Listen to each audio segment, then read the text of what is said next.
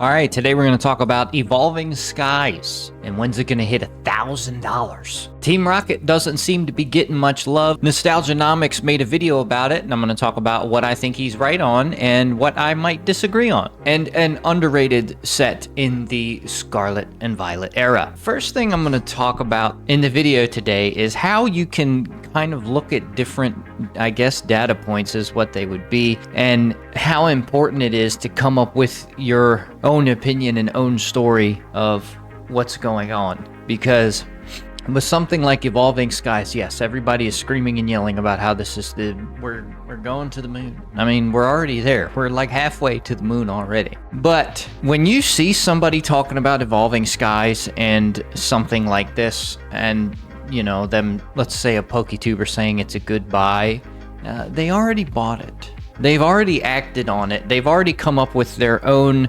thesis of what it's doing and why. And that's super important so you're not lagging behind the people who make moves on the market first. I think it's important to make your own thesis and be able to build your own story around a product like Evolving Skies here. So we see, obviously, it says 698 right here.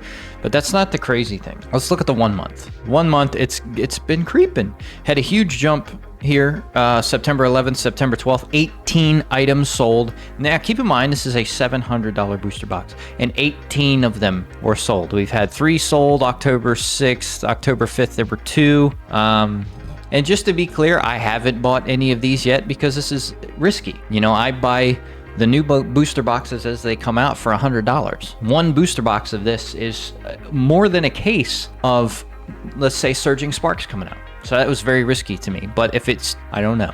If it stays at this price for a couple of weeks, I might grab a box. We'll see. But here's why I'm talking about this. So we see here on the first page, $99, $119. This is not an Evolving Skies booster box. 36 Evolving Skies loose booster packs, quick ship, $495.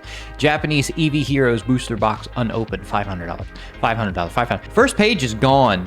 Keep that in mind. We haven't even hit the booster box yet. Second page, $525, $520. Okay, bam. $695 unopened, Evolving Skies booster box. Second page, halfway down, $695.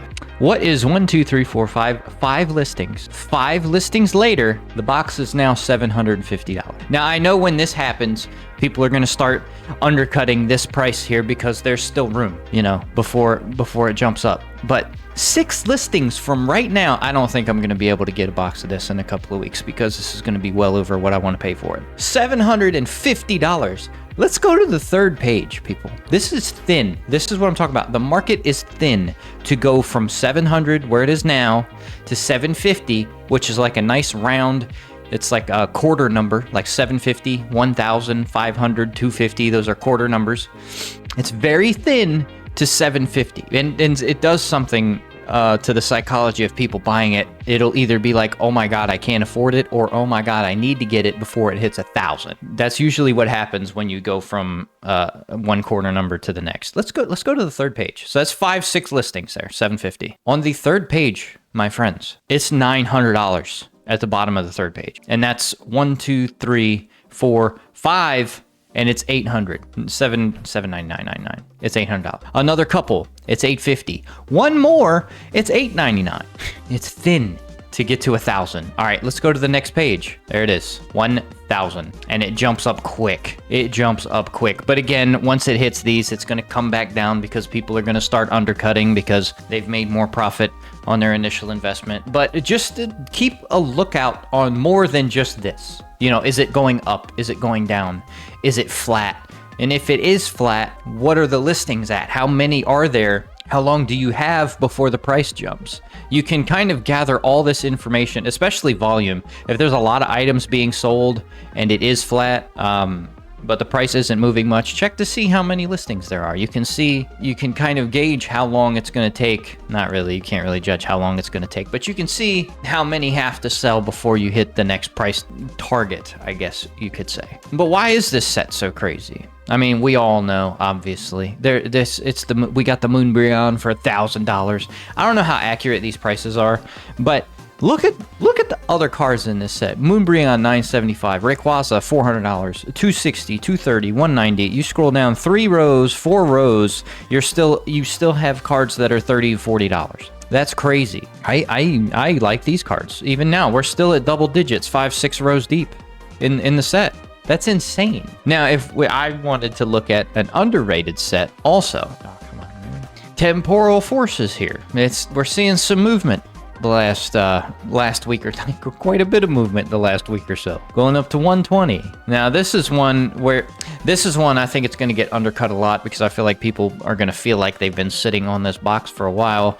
But why I like this set personally, and why I'm thinking about picking up some of it, is not because there is cards worth hundreds of dollars, but that there's more than a couple of rows that have $10 cards on them. I feel like there's good cards here. Got the Gengar EX. I have one of these. We got the Ghastly Full Art. We have the Iron Crown, the Raging Bolt EX, the Walking Wake EX, Morty's Conviction. These are some pretty cool cards.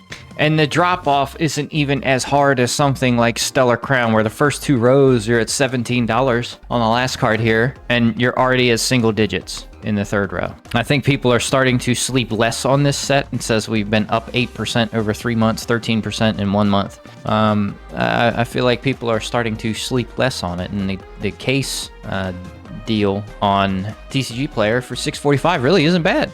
And you can see the case here has also just had its nice little steady climb up, and we're kind of flattening out. Now, I do feel like, I mean, it's $10. It's really not that big of a jump, but it is a jump nonetheless, where 4 cases were sold and the market has been sitting at $630 for like a week now. Now, I wanted to talk about Team Rocket because Nostalgianomics mentioned it, and I think he's right. He was bringing up a lot of like vintage cards, like the Dark Charizard, the Dark Blastoise. I think that's too far back for a modern set coming out to reach, I guess you could say, for interest in the same storyline of cards like Team Rocket. I feel like the Dark Pokemon the vintage cards aren't gonna get seen much love, and I agree with him on this. They just don't look as good. You know, they're the yellow borders. People apparently don't like the yellow borders, or they hate the silver borders. I don't really care. You're one or the other, apparently. But people like the full arts now, obviously. People like the new art style, the new way the cards are put together, the SIRs, the ARs, and I agree. These cards do look better. So I think the cards like this and Giovanni's Charisma, like this card has seen, 10% over the last month go up. Again, not much. And we've seen a little bit of a rise in the last 3 months on Giovanni's Charisma, but there's not much interest in it. 2 items sold. Days go by, nothing sells. 1 item sold, 1 item sold. I also think there's a lot going on right now to pull attention away from thinking this far ahead. A lot of different factors, and this is where I disagree a little bit on with his video. And again, that's fine. You need to make your own thesis and stick to your plan of what's going on, or people are gonna talk you out of what you want to do with this and collecting, and you're gonna regret not doing what you wanted to do in the first place. Most of the time. Some of the times they can talk you out of a bad play. But I think there's just too much going on right now. We have Surging Sparks coming out. We got the Pokemon Center ETB. We got the ETB. Places are saying they're canceling their pre-orders because they're getting too many. They can't take any more pre-orders. So just a Pikachu set is bringing up this much hype. I feel like people might be saving their money to pre-order the Team Rocket set in 2025. And the, what was the other one? The Trainer set coming out in 2025 as well. So I think once we start seeing cards revealed and we get closer to the Team Rocket set coming out, I think that's when we're going to see more people making the play, because the market's got ADD now, dude. Like, people forget so fast what's going on, what's been announced, 6 months in the future, and they act on what's right in front of their face. So I think this is where I differ from Nostalgianomics, and it's really not that big of a difference in thesis. I think these will see more interest when that set's announced and we start seeing teasers and stuff. But that's really it. And honestly, I don't disagree with him at all, because I'm not going heavier into the Team Rocket play than I am anything else. It's like everything is its own even little bucket. You put the same amount of, I guess, risk or whatever, but I'm collecting the same amount of Team Rocket stuff that I am a Bulbasaur's. That I am a Bulbasaur's. So I just think it could be interesting if they do. Like, I only have 3 or 4 of these. I only have a couple of the boss's orders. It's not like I went crazy with this. But that's it. I just, you know, really wanted to make this video to point out how important it is to be able to come to your own conclusion and think for yourself. Now, it's good to get different perspectives on things, but you know, I wouldn't let it completely change what you're going to act on, you know, what is said in a video. This has been a different style of video. I just wanted to throw this out there because I see people really just parroting in comment sections and Instagram what other YouTube channels say, if that makes sense. It's not difficult to build a story around what's happening here and the listings and what's happening down here.